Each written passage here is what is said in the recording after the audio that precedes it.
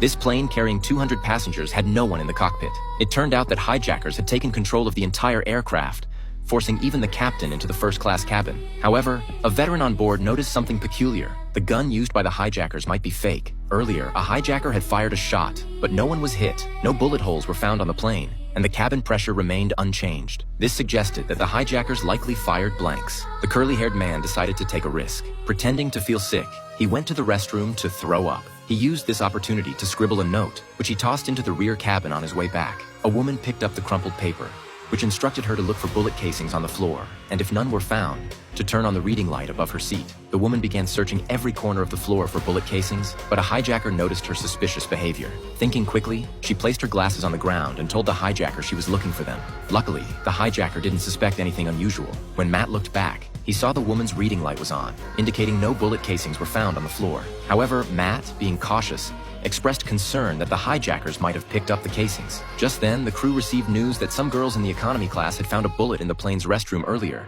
but the hijackers had taken it back. Matt had a brilliant idea. He asked the veteran to sketch both a real bullet and a blank. The real bullet was labeled A on the left, and the blank was B on the right. Now they just needed the girls to identify which type of bullet they saw to determine if the hijackers' guns were real. During mealtime, as the flight attendants distributed water to the passengers, the crew took the opportunity to pass the note to the girls. The note instructed them to do nothing if it was A, but turn on the reading light above if it was B.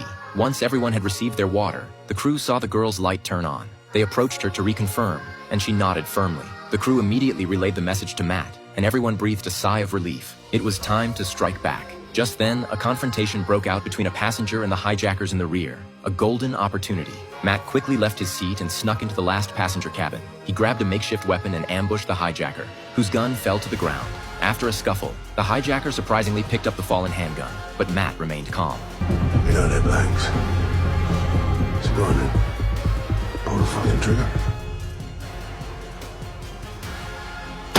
This gripping scene is from the TV series 7 Hours on a Plane.